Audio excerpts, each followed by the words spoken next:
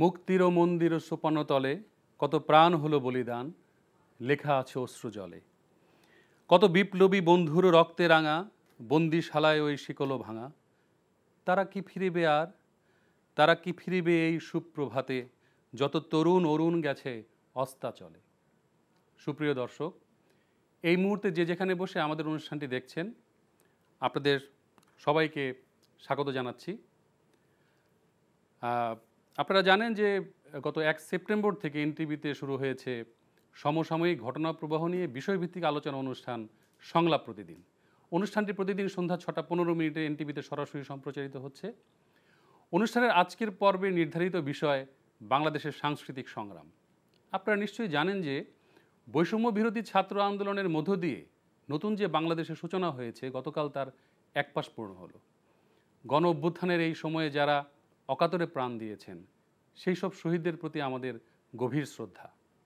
যে সমস্ত তরুণ একটি বৈষম্যহীন মানবিক বাংলাদেশের স্বপ্ন দেখেন, নতুন বাংলাদেশ গঠনে যাদের অংশগ্রহণ ও অবদান রয়েছে, রাষ্ট্রের বিভিন্ন সংস্কারের মধ্য দিয়ে যারা একটি সুন্দর বাংলাদেশ বিনির্মাণে নিজ নিজ অবস্থান থেকে কাজ করছেন, তাদের নিয়ে আমাদের এই আয়োজন।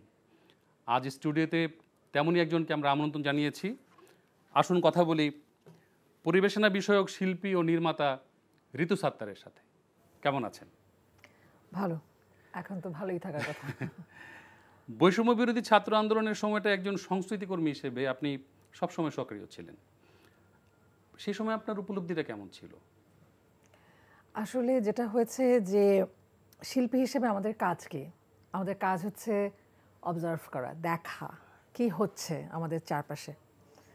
তো এরকম একটা সময়ে আমরা আসলে যখন সব সময় একটা অবজারভারের ভূমিকায় থাকি, তখন কিন্তু সবচেয়ে কঠিন মুহূর্ত চলে আসে যখন কেউ একদম আপনার চিন্তার বাইরে কিছু একটা করে ফেলে, আপনার অভিজ্ঞতার চেয়ে বড়। আমরা ছোটবেলা থেকে পড়ে এসছি না যে এস.এম. সুলতানের পেইন্টিং দেখলে মনে হয় আমাদের কৃষকেরা এক একজন মহামানব, তাই না? ঠিক ওই রকম যখন আসলে ঘটনা প্রবাহটা ঘটতে ঘটতে ঘটতে ঘটতে যখন 16 তারিখে আসলে সাইদের মতন একটা ঘটনা ঘটে যায়, তারপরে আসলে শিল্পী বলেন আর একজন সাধারণ মানুষ বলেন, মানে চুপচাপ বসে থাকা খুব কঠিন হয়ে দাঁড়ায়। আর ঘটনা প্রবাহ তখন যেভাবে এগোচ্ছিল, তখন আসলে 18 তারিখ 19 তারিখের দিকে আমরা সবাই বলতে আমি বোঝাচ্ছি যে আমাদের মতন অনেক মানুষ, আমি বলবো যে ওই চুপচাপ বাসায় আর বসে থাকা যাচ্ছিল না, মনে হচ্ছিল যে কিছু একটা করতে হবে। আমি শিল্পী হিসাবে আমার শিল্প নিয়ে এখানে আসলে আমি কিভাবে আসলে কন্ট্রিবিউট করতে পারি, কিভাবে অবদান রাখবো, কি করব আমি। ঠিক ওই জায়গা থেকে আসলে একদম কি করব আমি, কি করা উচিত, আর দুজনের সাথে আমি কথা বলতে চাই, আরও মানুষের চেহারা দেখতে চাই, আরও মানুষের কথা শুনতে চাই, যে আসলে কি করলে আসলে আমি এখানে ওদেরকে সাহায্য করতে পারবো। কি করেছিলেন তখন? ঠিক ওই রকম সময়ে যেটা হলো, 2-3টা ঘটনা একসাথে ঘটলো এবং যেটা আসলে এক ধরনের সাহসও দিল। আমি আসলে মাল্টি ডিসিপ্লিনারি আর্টিস্ট। আমার শুরুটা থিয়েটার দিয়ে, যদিও আমার ট্রেনিংও থিয়েটারে অভিনেতা হিসেবে, কিন্তু আমি থিয়েটারের দলের বাইরেও আমি আসলে নির্মাতা হিসেবে কাজ করি, আমি নারী অধিকার নিয়ে কাজ করি, এবং এইরকমই একটা দল হচ্ছে আমাদের হিম্মতি মাই। ঠিক এই হিম্মতি মায়ের গ্রুপে এরকম আমরা বেশ কয়েকজন আমাদের হতাশা ব্যক্ত করছিলাম যে এটা কি হয়ে গেল, এখন কি করব, এটা কি ধরনের একটা আবু সাইদ মারা যাওয়ার পর এখন আসলে কি করা যায়, কি করা উচিত আমাদের। ঠিক একই রকম ভাবে আমাদের থিয়েটার দলের সাথে যে কথা হচ্ছে যে এখন কি করব। ঠিক ওই রকম সময়ে থিয়েটার দলগুলো থেকে আমরা কয়েকজন ঠিক করলাম যে সংসদ ভবনের সামনে দাঁড়াবো 19 তারিখ সকালে। কোনো কথা নেই, বার্তা নেই, যেভাবে হোক আমরা গিয়ে পৌঁছাবো সংসদ ভবনের সামনে। শুক্রবার ছিল, হ্যাঁ, গিয়ে দাঁড়াবো। তার আগের দিন আসলে একদম অনেক কিছু হয়ে গেছে, আসলে ধ্বংসযজ্ঞ থেকে শুরু করে মৃত্যু থেকে শুরু করে সব হয়ে গেছে। আপনি একদিকে আপনি আন্দোলনকে আপনি এগিয়ে নিতে চান, আরেকদিকে ধ্বংসযজ্ঞ দেখে আপনি মানে একদম হতবাক হয়ে যাচ্ছেন যে এটা কারা, এভাবে কিভাবে হচ্ছে। হ্যাঁ, এবং সেদিন কিন্তু অধিকাংশ আর্টিস্ট আপনার কালো পোশাক পরে এসেছিল। হ্যাঁ, তো 19 তারিখ সকালে আমরা যখন সংসদ ভবনের সামনে দাঁড়ানোর কথা ভেবেছি, তো আমরা অনেকে গিয়ে পৌঁছাতেও পারি নাই, কিন্তু নানান দিক থেকে আমাদেরকে ফিরিয়ে দেওয়া হয়েছে। আবার অনেকে ঠিকই গিয়ে পৌঁছে গেছে। তো যারা পৌঁছেছে যারা পৌঁছাতে পারেনি তারা সবাই আসলে পেছনের সামনে সবাই আসলে অন্তর্ভুক্ত মানুষ। এবং আরেকটা ঘটনা ঘটলো আমাদের হিম্মতি মায়ের গ্রুপে। আমরা বললাম যে আচ্ছা দেখি যে কারফিউ দিয়েছে, কারফিউ যখনই একটা শিথিল করবে তখনই আমরা ৫-৬ জনকে কোথাও গিয়ে বসতে পারি নাকি, যে আমরা আমাদের করণীয় ভাবি। সেটা আবার ছিল হলো গিয়ে আপনার ২৮ আগস্ট। আমরা ১৯ তারিখে তো আমাদের প্রাচনাথ থেকেও আমরা একটা র্যালি করলাম, অনেক মানুষ আসলো, দ্রোহযাত্রাতে আমরা আমাদের সবার দেখা হলো, সব কিছু হলো। তারপরে তো আবার কারফিউ হয়ে গেল, আবার ইন্টারনেট বন্ধ এবং আমাদের একটা ভয়াবহ একটা দম বন্ধ করা সিচুয়েশন। এরকম একটা সময় তো আবার আমরা কি করব, আবার কোথায় গিয়ে দাঁড়াবো, কি করা উচিত? ২৮ জুলাইয়ের কথা বলছি। হ্যাঁ ২৮ জুলাইয়ের কথা বলছি। ঠিক সেই সময় হিমতি মায়ের গ্রুপে আমরা এরকম কথা বলছি ৩-৪ জন।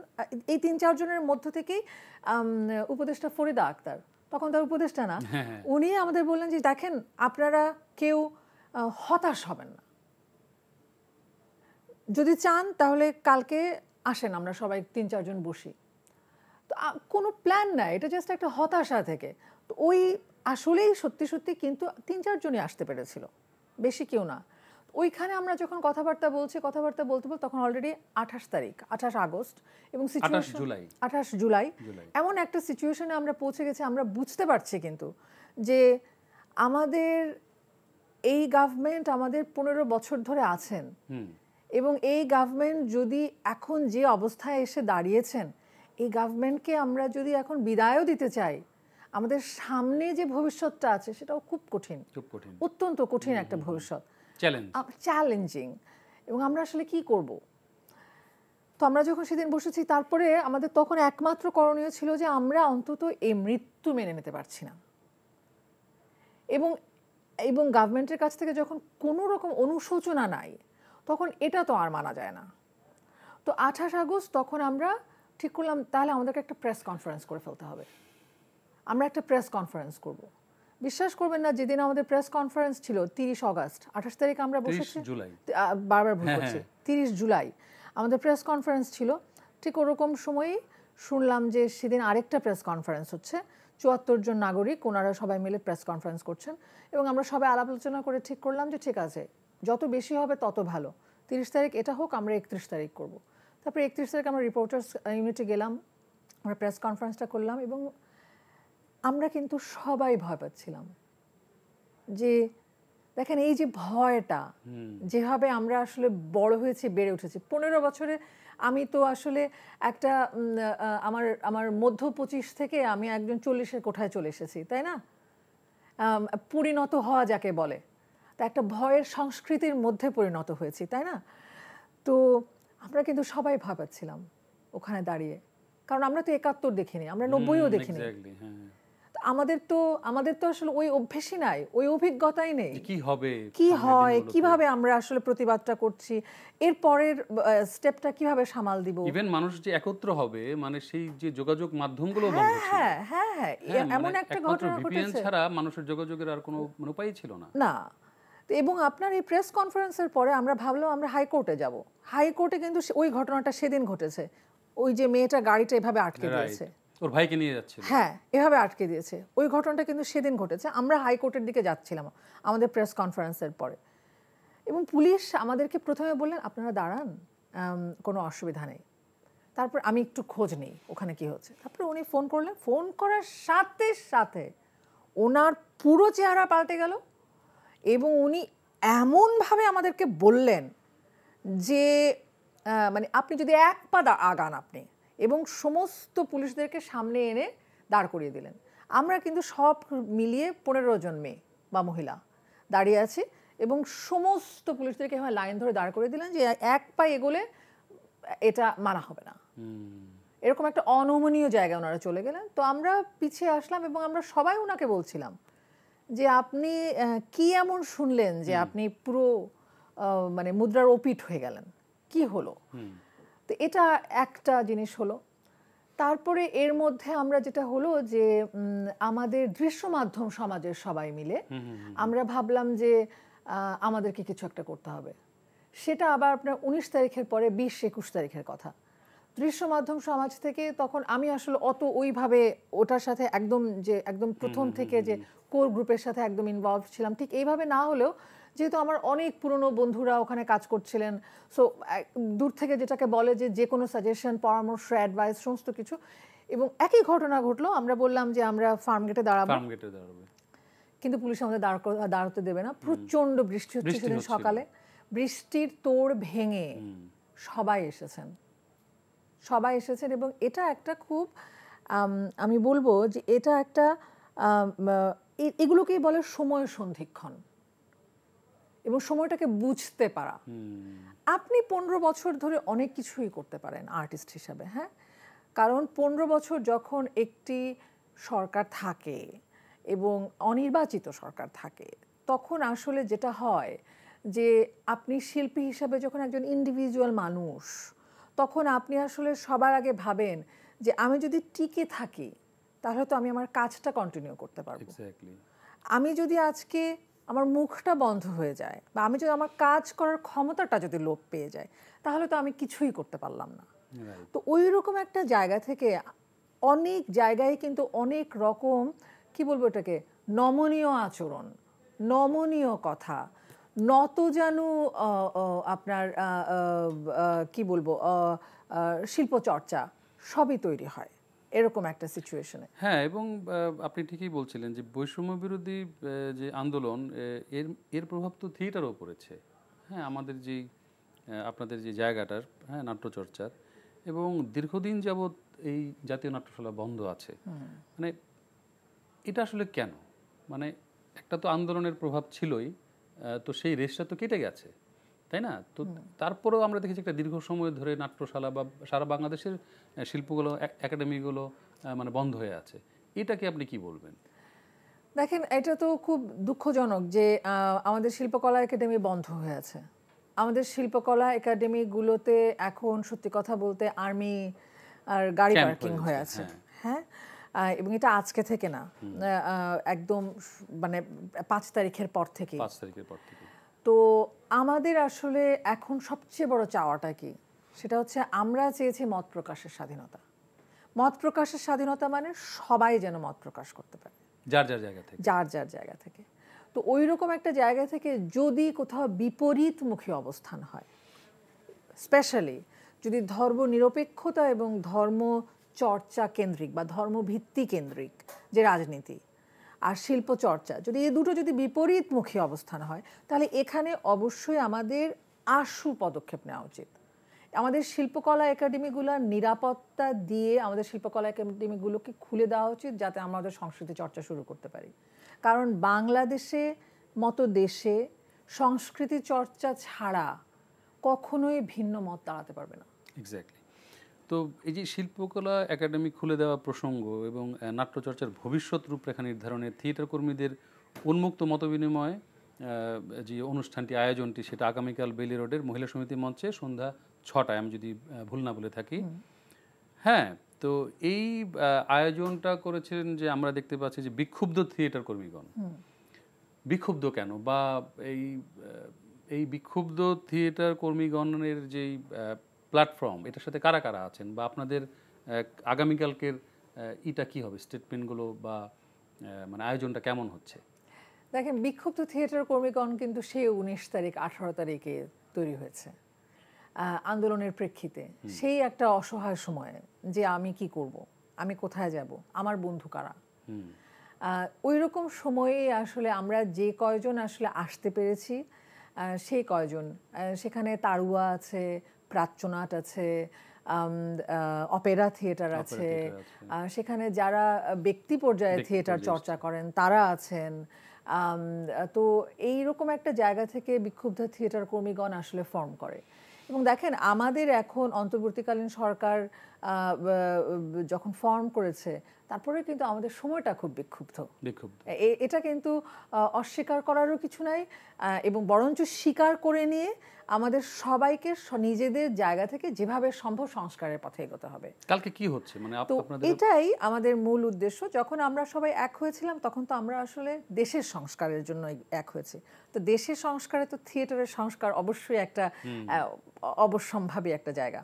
তো আমরা আসলে থিয়েটারের সংস্কারে আমাদের সবার কি মত, শুধু আমরা যারা বিক্ষুব্ধ থিয়েটার কর্মীগণের প্ল্যাটফর্মে বা ব্যানারের নিচে দাঁড়িয়েছি, শুধু আমরা না, আমাদের শুনেছি আমাদের 65টা দল শুধু অ্যাক্টিভ আছে, যদিও 400 দলের নাম আমরা পাই, কিন্তু 65টা দল অ্যাক্টিভ আছে 2021-22-এর একটি রিসার্চে দেখা যায়। তো যদি 65 দলই থেকে থাকে এবং পুরা বাংলাদেশ জুড়ে যে থিয়েটার চর্চার যে বলবো অন্ধকার একটা সময়, সত্যি কথা বলতে গত 15 বছর ধরে চলেছে বা লাস্ট 10 বছর ধরে 12 বছর ধরে চলেছে, সেরকম একটা জায়গা থেকে এখন তো সময় নিজেদের অবস্থান জানান দেয়ার, আমরা কিরকম কাজ করতে চাই, আমরা কিরকম সংস্কার চাই, আমরা আমাদের রিহার্সাল রুমটা চাই কিনা, আমরা শিল্পকলা একাডেমি আইনের সংস্কার চাই কিনা, হ্যাঁ, এবং আমরা ধর্মভিত্তিক রাজনৈতিক দলগুলো যখন কথা বলবে তখন আমাদেরকেও আমাদের কথা বলার জায়গাটা পরিষ্কারভাবে পেতে চাই।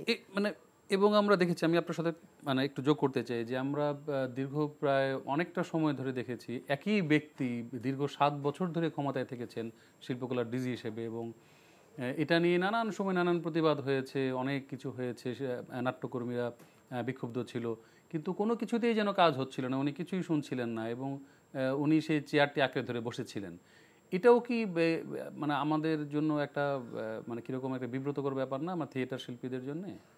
আমি একটা কথা সবসময় বলি, যেহেতু আমি থিয়েটার করে বড় হয়েছি, তো থিয়েটার দলে তো একটা কালেকটিভ, অনেকগুলো মানুষ একসাথে কাজ করে, বা ধরেন আমার আর্ট কালেকটিভ বৃত্ত আর্ট ট্রাস্ট, তো সেখানেও তো ধরেন যে আমরা অনেকগুলো আর্টিস্ট একটা কালেকটিভে। দেশের রাজনৈতিক গতি যেরকম হয় সেটার একটা প্রভাব কিন্তু আপনি স্পষ্ট একটা মিরর ইফেক্ট আপনি দেখতে পাবেন এই ধরনের কালেকটিভগুলোতে। ঠিক সেটারই দেখেন একটা মিরর ইফেক্ট হচ্ছে আমাদের শিল্পকলা একাডেমির ডিজি মহোদয় তার কর্মকাণ্ডতে। কিভাবে আসলে উনি একটি হচ্ছে আপনার নির্বাহী পদ, আর আরেকটি হচ্ছে theatre federation, Bangladesh group theatre, হ্যাঁ, বাংলাদেশ গ্রুপ থিয়েটার ফেডারেশন, সেটার যে একটা সভাপতি, এই দুটো জিনিস কিভাবে উনি মেনটেন করলেন গত 12-13 বছর ধরে।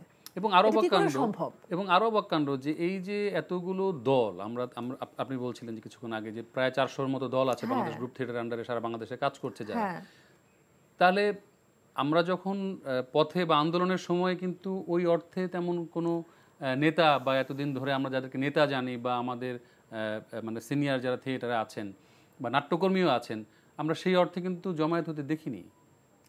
এটা তো অত্যন্ত দুঃখজনক, এটা অত্যন্ত দুঃখজনক। কেন আমি বলবো যে বিক্ষুব্ধ থিয়েটার কর্মীগণ নামে আমাদের একটা প্ল্যাটফর্ম হলো, কেন আমি বলবো যে অসহায়ের মতন আমরা বুঝতে পারছি না আমরা কি করব, আমাদের সবার একসাথে হওয়া উচিত। কারণ থিয়েটারে তো আমরা সবসময় জানি যে আমাদের মাথার উপরে সবসময় আমরা জানি যে সম্মিলিত সাংস্কৃতিক জোট কাজ করেছে 90-এ, পথনাটক পরিষদ ছিল, আবৃত্তির সমন্বয় পরিষদ ছিল, আমাদের থিয়েটার ফেডারেশন, 4টি এই লেভেলের সংগঠন। তবে এটাও ঠিক যে এই 4টা সংগঠনের 90-এর গণ আন্দোলনের পরে তাদের নিজস্ব যে উদ্দেশ্যগুলো ছিল সেগুলো কিন্তু অলরেডি ফিল আপ হয়ে গেছে, হ্যাঁ। তো এটা যখন ফিল আপ হয়ে গেছে তখন এই সংগঠনগুলো আসলে প্রয়োজনীয়তা কতটুকু সেটা নিয়েও একটা প্রশ্ন আছে এখন। তবে এটাও সত্যি, যখন আমরা এই বিক্ষুব্ধ থিয়েটার কর্মীগণের পক্ষ থেকে আমরা ভাবছি মত বিনিময়ের আয়োজন করব, তখন কিন্তু আমরা সবার আগে ভাবছি আমাদের তো আসলে এতগুলো দল, আমরা এক একজন এক এক জায়গায় কাজ করি, কিন্তু আমাদের সবার তো একটা একতাবদ্ধ হবার একটা প্ল্যাটফর্মও দরকার। এর মানে হচ্ছে ফেডারেশনের প্রয়োজনীয়তা কিন্তু আসলে ফুরোয়নি, ঠিক এখানেই আসলে ফেডারেশনের প্রয়োজনীয়তা, সংস্কার করতে হবে। এর মানে সংস্কারের প্রয়োজন, এর মানে এটা এতদিন ধরে যেভাবে চলেছে তার ঠিক উল্টো পথে সেটা চলার কথা। ঠিক এই ধরনের সংস্কারের জন্যই কালকে আমরা বসছি, জানতে সবার মত। আচ্ছা, তো আমি একটা ভিন্ন প্রসঙ্গে আসতে চাই, অত্যন্ত পরিতাপের বিষয় যদিও, মানে এই যে আমরা অতি সম্প্রতি বহুল চর্চিত একটি বিষয় যে আলো আসবেই নামে একটি গ্রুপ, হ্যাঁ, কে কেন্দ্র করে একজন সিনিয়র শিল্পী ছাত্রদের উপর গরম জল ঢেলে দেওয়ার যে বিষয়টা, এটাকে আপনি একজন মানে শিল্প সংস্কৃতির মানুষ হিসেবে কীভাবে দেখেন? মানে এটা কি কোনো শিল্পের ভাষা বা একজন শিল্পীর ভাষা হতে পারে? দেখুন, এই প্রসঙ্গে দুটো জিনিস এখানে জড়িত আমি মনে করি। একটা হচ্ছে এটা একটা প্রাইভেট গ্রুপ ছিল, এই প্রাইভেট গ্রুপের স্ক্রিনশট কিভাবে কি প্রসেসে এসেছে, আমরা আসলে যে প্রসেসে এতদিন ধরে বড় হয়েছি দেখে এসেছি, আমরা কিন্তু মোটামুটি সেই প্রসেসেই আবার হাঁটছি। যারা আসলে কথা বলেনি, যারা আসলে বিগত সরকার, এটা খুব দৃষ্টিকটু ছিল, বিগত সরকারের বিভিন্ন প্রোগ্রামে আমরা আমাদের অসংখ্য টেলিভিশনের পরিচিত মুখকে আমরা প্রায়ই দেখেছি খুব কাছাকাছি যেতে, এবং এটা কিন্তু খুব দৃষ্টিকটু ছিল। মানে যদি আসলে আপনি শিল্পী হন, তাহলে আমি প্রথমেই বলেছিলাম আজকের আমাদের এই কথাবার্তার প্রথমেই, যে আমাদের কাজ হচ্ছে শিল্পী হিসাবে একটা অবজারভার হিসাবে থাকা, একটা প্রেশার গ্রুপ হিসাবে থাকা, একটা ক্রিটিক্যাল অবস্থানে থাকা। আমাদের কাজ না যে আমি আসলে ক্ষমতা যেদিকে সেদিকে আমি কাত হয়ে যাব, বা যেটা আসলে আমার পারপাস সার্ভ করবে না, আমার উদ্দেশ্য বা লক্ষ্য সার্ভ করবে না, যেটা আমার উদ্দেশ্য লক্ষ্য সার্ভ করবে না তার আমি সমালোচনা করব, এটাই তো আমার কাজ। কিন্তু তারা কিন্তু সেটা মানেননি। তারা না মেনে এমনভাবে ক্ষমতার দিকে কাত হয়ে গেছিলেন, যেটা আসলে আজকে দেখেন এটা আসলে শিল্পী হিসাবে শুধুমাত্র খুব একটা নেতিবাচক, খুব অত্যন্ত দুর্বল একটা জায়গা প্রকাশ করে। এবং সত্যি কথা বলতে দেখেন ওনাদের শিল্পচর্চা নিয়েও কিন্তু প্রশ্ন আছে। হ্যাঁ, তো আসলে এটা নিয়ে আমি যে বললাম আমার দুটো কথা, একটা হচ্ছে হলো কি স্ক্রিনশট এভাবে প্রচার করে এভাবে কথা বলাটাও কিন্তু হচ্ছে হলো গিয়ে একটা খুব ফ্যাসিস্ট আচরণ। আর সেকেন্ডলি হচ্ছে এই স্ক্রিনশটগুলো যদি প্রচার নাও হতো, আমরা কি জানি না, আমরা কি দেখিনি, আমরা কি বুঝিনি গত এই 15 বছর 10 বছর 12 বছর ধরে? এবং দেখেন অ্যাক্টরস ইকুইটি গিল্ড, তার একটা প্রতিবাদের একটা লিপি আমি দেখেছি, সেটা যদি আপনি কখনো দেখেন তাহলে আপনি দেখবেন যে খুব ন্যাক্কারজনক যে 17 থেকে 25 বছরের বাচ্চারা রাস্তায় নেমে মানে বন্দুকের গুলির সামনে দাঁড়িয়ে গেল শহীদ হয়ে গেল। আর আমরা আর্টিস্ট, শিল্পী বলে নিজেদেরকে দাবি করি, আমরা থিয়েটার করা মানুষ, আমরা একটা প্রতিবাদ লিখছি যেখানে আমরা বলতে পারছি না যে এই হত্যাকাণ্ড, হতাহত অন্যায়, এই কথা আমরা বলতে পারছি না। তাহলে আমি কোথায় আমার মাথাটা বিকিয়ে দিয়েছি? আমি সেটাই বলছিলাম যে মানে শিল্পের তো একটা নিজস্ব ভাষা আছে, তাই না? একজন শিল্পী তার প্রতিবাদের ভাষা হিসেবে শিল্পকে ব্যবহার করেন। আমাদের শিল্প চর্চার ক্ষেত্রে কি আমরা সত্যিকার অর্থে শিল্পের কোনো ভাষা তৈরি করতে পেরেছি বলে আপনি মনে করেন? আমাদের সকল ক্ষেত্রে একই কথা। আমরা যেমন গ্রাফিতি দেখি, আমরা যেমন হয়তো কোনো শিল্পী গান গাইতে দেখি, প্রতিবাদের গান, তাও মানে খুবই সামান্য, সেটা যে খুব একেবারে খুব মানে ব্যাপক আকারে হচ্ছে তা না। কিছু হয়তো আপনার র্যাপ সং হচ্ছে বা কিছু সায়ান বা এরকম বিচ্ছিন্নভাবে কিছু কাজ হচ্ছে, কিন্তু কালেকটিভ ভাবে একটা যে সাংস্কৃতিক যে বিপ্লব বা প্রতিবাদের ভাষা তৈরি হওয়া শিল্পের, সেটা কি আসলে হয়েছে? কিভাবে হবে? আপনি দেখেন গত 10-12 বছর 15 বছর ধরে আমাদের বাউল শিল্পী, আমাদের যত রকম অল্টারনেটিভ আর্ট ফর্ম আছে, প্রত্যেকটাকে কি করা হচ্ছে একটা মিউজিয়ামের মতন একটা ছোট্ট একটা কলেবরে ঢাকায় এনে শিল্পকলা একাডেমিতে যে চর্চা হচ্ছে। এটা মানে কি? এটা মানে হচ্ছে মিউজিয়ামে এবং একটি নির্দিষ্ট দলকে কেন্দ্র করে বা কতিপয় কিছু মানুষকে, ব্যক্তিকে খুশি করার জন্য। হ্যাঁ, আপনি দেখবেন যে আপনি যখন একটা মিউজিয়ামে যাবেন, একটা জাদুঘরে যাবেন, তখন আপনি কি করবেন? আচ্ছা, এ হচ্ছে আমাদের হারানো নিদর্শন।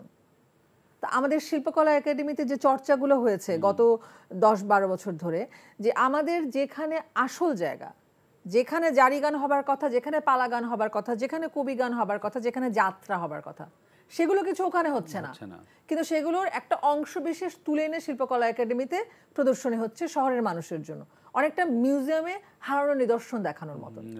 হ্যাঁ, তো এটা যখন একটা দেশে চলবে, সেই রকম দেশে প্রতিবাদের যে ভাষা আপনি বলছেন, বা ধরেন এই যে এখনো আপনার সাথে কিছুক্ষণ আগেই তো কথা হচ্ছিল মুক্তির মন্দির ও সোপানো তলে, কবেকার গান এটা, এখনো প্রাসঙ্গিক, কেন লেখা হয়েছে? আমি সোশ্যাল মিডিয়াতে দেখছিলাম একজন বলছেন যে আমাদের একটা নতুন ভাষার গান আমরা পেলাম না। এটা তো দুঃখজনক। তার কারণ হচ্ছে আমরা আমাদের চর্চাটা করতে পারিনি। আপনি যখন ভয়ে মুখ বন্ধ করে থাকবেন, তখন আপনি কি করবেন জানেন? তখন আপনি অ্যাবস্ট্রাক্ট আর্টের দিকে চলে যাবেন, তাই না? তখন আপনার নিজস্ব মাটি থেকে উঠে আসা যে চর্চা, সেই চর্চা তো আপনি করতে পারবেন না। আজকে আমি আপনার সাথে যে ভাষায় যেভাবে আমি কথা বলছি, অবশ্যই আমি এইভাবে কথা বলতে পারতাম না। মানে বিগত 15 বছর তো নাই না, আমি পারতাম না। অথচ আমরা যেভাবে থিয়েটার করে বড় হয়েছি, বা আমরা যেভাবে আর্ট করে বড় হয়েছি, আমরা যেভাবে আসলে কথা বলে বড় হয়েছি, সেরকম একটা জায়গা থেকে হঠাৎ করে এরকম একটা জায়গা চলে আসলো ডিজিটাল সিকিউরিটি অ্যাক্ট, তাই না? তো আমি যখন প্রথম থেকে জানি যে আমি একটা লাইন লিখলে আমাকে ব্যাক স্পেস দিতে হবে, তখন আমি টেলিভিশন চ্যানেলে এসে কি কথা বলবো বলেন? এক্স্যাক্টলি। তো মানে আপনি আসলে কি মনে করেন যে আমাদের ভবিষ্যৎ বাংলাদেশ বা শিল্প চর্চার ক্ষেত্রে বা আমাদের সাংস্কৃতিক যে সংগ্রামের যেই আজকের যে প্রসঙ্গ, আগামীর বাংলাদেশ কে আপনি মানে কেমন দেখেন বা মানে কি আশা করছেন? আমি তো খুবই আশাবাদী। আমার সত্যি কথা বলতে আমার কাছে মনে হচ্ছে যে আমি ১৯ জুলাইয়ের পরে আমি অন্য মানুষ হয়ে গেছি। না। আমার মনে হচ্ছে যে এই যেদিন আমি ১৯ জুলাইয়ে ভয়কে জয় করে রাস্তায় নেমে আসতে পেরেছি, আর এখন পর্যন্ত তো চলছেই। আমার মনে হচ্ছে আমি একটা অন্য মানুষ হতে পেরেছি। এবং আমার কাছে মনে হয় আমাদের মতন অনেকেই আছি যে যারা, যদি আমরা আমাদের এই বাচ্চারা যে কি বলবো, যে সাহস নিয়ে, দেশপ্রেম।